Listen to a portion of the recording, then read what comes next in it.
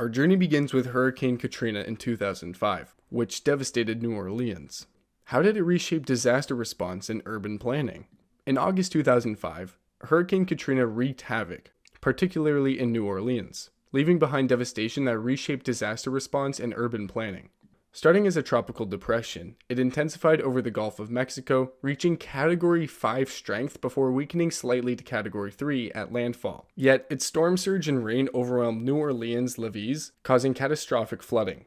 But how could a city be submerged for weeks? The engineering flaws in the flood production system turned a natural disaster into a monumental crisis. The levees, designed to shield the city, failed at 53 points, flooding 80% of New Orleans and trapping thousands. People were stranded without food, water, or shelter for days. Makeshift refuges like the Superdome housed over 26,000 people under dire conditions.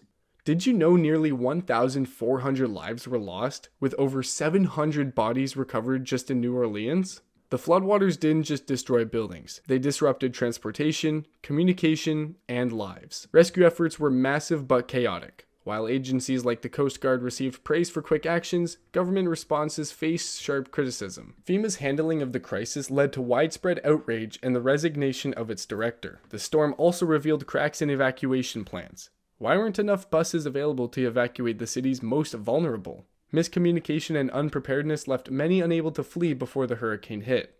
Katrina wasn't just about rain and wind. It stirred economic chaos. Damages soared to $125 billion, making it the costliest hurricane in U.S. history at the time. Oil platforms were wrecked, refineries shut down, and forests flattened. Did you know the Gulf Coast's forestry industry alone lost $5 billion? Adding to this, 1 million residents were displaced, many permanently, creating the largest diaspora in U.S. history. The environmental impact was just as alarming. Over 200 square miles of coastal wetlands vanished, habitats were destroyed, and toxic floodwaters left lasting scars. The toxic soup of chemicals and sewage that flooded New Orleans took 43 days to pump out, sparking fears of ecological collapse. Katrina's legacy lies in its lessons. It revealed the importance of robust infrastructure, better disaster preparedness, and better coordination among agencies. Next, we explore the Great Galveston Hurricane of 1900, the deadliest in U.S. history. What did this tragedy teach us about storm preparedness? The Great Galveston Hurricane of 1900 tore through Texas, changing everything. Galveston, then a bustling port city with a population of under 38,000, was unprepared for a sheer scale of devastation. A storm surge as high as 15 feet swept across the island, engulfing homes, streets, and lives. A city where the highest point was barely 8.7 feet above sea level, submerged under water and debris. Over 8,000 lives were lost, making it the deadliest natural disaster in U.S. history. Galveston residents had been warned, but the messages were understated. Officials avoided using alarming terms like hurricane to prevent panic. Cuban meteorologists had accurately predicted the storm's westward path toward Texas, but their forecasts were ignored due to political tensions. Many locals dismissed the initial signs of danger, swelling waves and cloudy skies as just another passing storm. Few evacuated, and as a result, most were caught off guard when the storm unleashed its fury. The city itself became unrecognizable. Around 7,000 buildings were reduced to rubble, and every home suffered damage. A staggering 10,000 residents were left homeless. Families were forced to use salvaged wood to construct makeshift shelters, while others crowded into public buildings or army tents. Relief efforts were chaotic. With bodies piling up and no place to bury them, workers resorted to burning corpses. The stench was unbearable, and survivors were given free whiskey to endure the gruesome task. Railroads and telegraph lines were destroyed, cutting off communication with the mainland, which delayed rescue efforts. In the aftermath, the city took drastic measures to rebuild and protect itself. Engineers raised the ground level of the island as much by 17 feet in some areas and constructed a 17-foot tall seawall that extended for miles. These efforts helped prevent a similar loss of life when another hurricane struck in 1915, but the damage had been done. Galveston's prominence as a port city faded as investors turned to Houston, which began to thrive. Onward to Hurricane Maria in 2017, which wreaked havoc on Puerto Rico. How did it highlight the need for resilient infrastructure? Hurricane Maria wasn't just any storm. It turned into a nightmare for Puerto Rico and the northeastern Caribbean. Starting as a tropical wave on September 16th, it grew quickly, slamming into Dominica as a Category 5 hurricane just 2 days later. Puerto Rico faced its worst blow on September 20th, when Maria, downgraded slightly to a high-end Category 4 storm, tore through the island with winds up to 155 miles per hour. It completely wrecked the island's power grid, plunging all 3.4 million residents into darkness. The damage didn't stop there. Most homes lost their roofs, and floods filled neighborhoods waist-deep in water. How bad was it? In Toa Baja, floodwaters rose 6 feet in just half an hour, leaving thousands stranded. Agriculture, which many relied on for their livelihood, was nearly wiped out, with coffee farms and banana plantations devastated. People couldn't even rely on clean water. 85% of above-ground cables for phones and internet were gone, and 80% of the water supply systems were inoperable. And if you think the destruction ended with Puerto Rico, you'd be wrong. Dominica was obliterated earlier, with nearly every home damaged or destroyed. Its lush green forests? Gone. Stripped bare by the ferocious winds. Across Guadeloupe, roofs were ripped off, trees toppled, and banana crops flattened. Even the Dominican Republic and Haiti, though not directly hit, faced flooding, landslides, and fatalities. Maria's aftermath was chaos. In Puerto Rico, roads were blocked with debris, isolating entire communities. Hospitals ran on backup generators, offering limited services. A shocking fact? The storm caused the worst blackout in U.S. history, with some areas waiting nearly a year for electricity. Relief supplies were slow to arrive, partly because there wasn't enough truck drivers to deliver them. Recovery efforts taught valuable lessons. Aging infrastructure and poor maintenance worsened the crisis, underscoring the need for stronger, more resilient systems. Our next stop is Hurricane Andrew in 1992, which caused widespread destruction in Florida. What changes in building codes resulted from the storm? Hurricane Andrew slammed into Florida as a Category 5 hurricane, packing winds of 165 miles per hour and leaving behind catastrophic damage. The storm wiped out neighborhoods, flattened nearly 63,000 homes, and caused $25.3 billion in damages. Entire mobile home communities were obliterated, with some areas in Dade County reduced to bare concrete slabs. Andrew revealed glaring issues in building practices. Roofs ripped off homes like paper because they weren't properly anchored. Shingles were stapled instead of nailed, making them easy to pry for the wind. Even concrete tiles weren't safe. They were glued to felt paper instead of being securely fastened. When roofs gave away, water poured in, ruining interiors and weakening structures. The aftermath forced Florida to rethink its approach to construction. Experts assessed the failures, and by 1998, the Florida Building Code was established. It set tougher requirements for roofing materials, hurricane straps, and overall structural resilience. Builders had to prove their methods could stand up to hurricanes like Andrew. By 2004, homes built under the new code were performed far better during hurricanes like Charlie and Francis. Andrew didn't just reshape homes, it uprooted lives. Over 930,000 people lost insurance coverage as 11 companies went bankrupt from paying claims. The Florida government created special programs to restore insurance capacity, but families still felt the pinch. The storm also shifted the population. Many families moved north, escaping high insurance rates and the trauma of rebuilding. This led to significant demographic changes in Dade County, with a rising Hispanic population and a decrease in white population. Today, homes in hurricane-prone areas owe much of their resilience to what Andrew left behind. Next, we delve into the Labor Day hurricane of 1935, one of the most intense storms to hit the U.S. What were the human and economic impacts?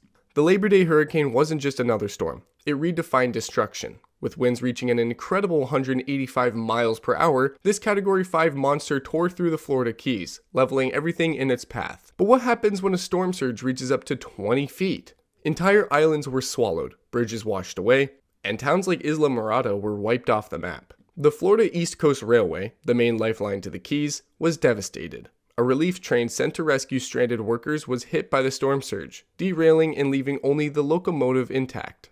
Amazingly, those on board survived. However, the veterans working in the Keys as part of a government rehabilitation project weren't as lucky. Poor planning and late evacuation attempts left hundreds trapped in flimsy camps. The result? Over 250 veterans lost their lives, a tragedy many blamed on negligence.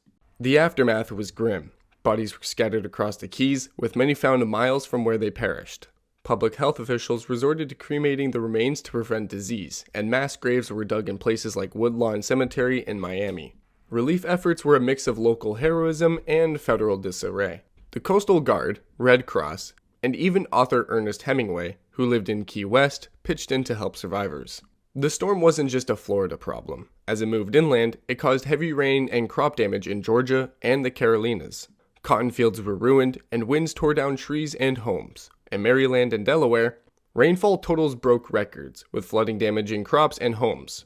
The total financial toll? Millions in damages, though precise figures were hard to calculate in 1935.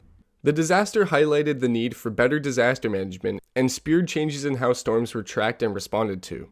The Overseas Highway, completed in 1938, replaced the destroyed railway, becoming the new link between the Keys and the mainland. Next, we explore Hurricane Mitch in 1998, which devastated Central America. How did it prompt international humanitarian efforts? With winds reaching 180 miles per hour, Mitch became a Category 5 hurricane, and its slow movement meant relentless rain and destruction. Here's something shocking. Mitch dumped as much as 75 inches of rain in some areas. Rivers overflowed, entire villages were submerged, and mudslides wiped communities off the map. Honduras faced the worst of it. The storm wrecked nearly 85,000 homes, leaving around 1.5 million people homeless, roughly 20% of the country's population.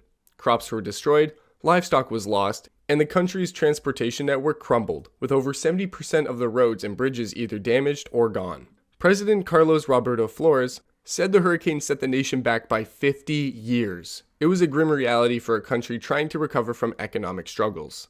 In Nicaragua, Mitch didn't spare anyone either. The heavy rains triggered a devastating mudslide on the Casita volcano, burying entire villages and killing more than 2,000 people in one terrifying sweep. Altogether, about 368,000 people were displaced in the country, and the damage to the roads, bridges, and crops were staggering. Other countries like Guatemala and El Salvador also suffered immensely. Crops, infrastructure, and homes were wiped out. The storm uprooted even landmines left from past conflicts, adding another layer of danger for survivors. Overall, Mitch caused over $6 billion in damages and claimed the lives of at least 11,374 people, making it the second deadliest Atlantic hurricane on record. The world quickly responded to the disaster. International aid poured in, with countries sending food, medical supplies, and financial assistance. Cuba dispatched doctors, while Mexico sent search and rescue teams. Even the United States, though initially criticized for a slow response, provided $70 million in aid. Disease outbreaks like cholera and dengue fever followed in the wake of the storm, adding to the misery. But amidst the devastation, communities rebuilt stronger homes and worked on disaster preparedness, while governments vowed to strengthen infrastructure. Our next focus is Hurricane Sandy in 2012, known for its massive storm surge. What lessons were learned about coastal defenses? Hurricane Sandy, often remembered for its sheer size, swept through the Caribbean and the U.S. East Coast in October 2012.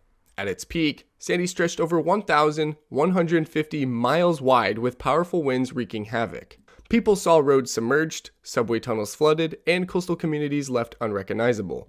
What made this storm unforgettable? Sandy's storm surge hit New York City with a vengeance, flooding streets and subway lines and cutting off power to millions. Some areas faced water levels nearly 14 feet above the norm. Staten Island, Manhattan, and Queens faced overwhelming destruction. In the Caribbean, Jamaica, Cuba, and Haiti bore the brunt of Sandy's wrath. Thousands of homes were destroyed, and food shortages became a grim reality in Haiti, already struggling with past disasters. By the time Sandy moved up to the US, its winds and flooding left 24 states affected. The total damages? A staggering $65 billion. Not to mention 254 lives lost across several countries. The storm's unpredictability caught many off guard. Scientists had warned about warming sea temperatures making storms stronger, and Sandy was a stark example. Warm waters fueled its intensity, and rising sea levels made the storm surge worse. A left hook track, where Sandy veered west instead of heading out to sea, created a perfect recipe for disaster. Did you know New York City's storm barriers were no match for Sandy? This disaster became a wake-up call, highlighting the need for better coastal defenses and urban infrastructure to handle such events. The subway flooding alone caused billions in damages, sparking discussions about redesigning vulnerable systems. Even months later, the effects lingered. Thousands of families remained displaced, entire neighborhoods needed rebuilding, and power outages stretched on for days. Relief efforts poured in from across the world, but they exposed gaps in emergency planning. The storm also raised tough questions. How can cities like New York adapt to rising sea levels? Can better infrastructure prevent such massive losses? Experts pointed to global warming as a factor, fueling debates about climate change's role in superstorms like Sandy. Finally, we examined the Great Hurricane of 1780, the deadliest Atlantic hurricane on record. How did it impact the Caribbean in colonial history? The Great Hurricane of 1780 is remembered as one of the most catastrophic storms in history, claiming an estimated 22,000 lives across the Caribbean. People described winds so strong that they stripped bark from trees and flattened entire towns. On Barbados, the storm's fury began on October 10th and didn't let up until the next morning. The winds were so deafening that residents couldn't hear their own voices as the hurricane leveled homes, churches, and even military forts. Some reports claimed that the storm carried cannons over 100 feet into the air. Barbados wasn't the only island to face the storm's wrath. Martinique experienced a 25-foot storm surge that destroyed every house in St. Pierre and caused over 9,000 deaths. St. Lucia fared no better, with nearly every building in Port Castries wiped out and approximately 6,000 people perished. The storm didn't spare St. Vincent either, reducing 584 of the 600 homes in Kingstown to rubble. The hurricane wasn't just a natural disaster, it influenced history. Coming during the American Revolution, it devastated British naval fleets in the Caribbean. Ships were wrecked across the region, weakening British dominance in the area. For instance, HMS Blanche disappeared without a trace, while other ships, like HMS Laurel and HMS Thunderer, were lost near Martinique and Hispaniola. The French Navy wasn't spared either, though their losses were less severe, with one frigate, Junon, sinking near Martinique. Even Puerto Rico and Hispaniola weren't safe. Southern Puerto Rico reported heavy damage, and Hispaniola's eastern coast was battered. In St. Eustatius, warehouses were destroyed, though the island didn't face the same deadly toll as its neighbors. What's striking is how little data exists about the storm's exact track or strength. Some historians estimate that the wind gusts reached an unimaginable 200 miles per hour, making it one of the most powerful hurricanes ever. The storm didn't just destroy, it reshaped the Caribbean and disrupted colonial powers in the region. The tragedy also highlighted the vulnerability of these islands to massive storms. Entire communities were lost, and colonial infrastructure took years to rebuild. Which hurricane story impacted you the most? Share your thoughts in the comments below, and let us know if you'd like to see a part 2 exploring more hurricane events. Join us next time as we delve deeper into the events that have shaped our world, because every hurricane has a story worth telling.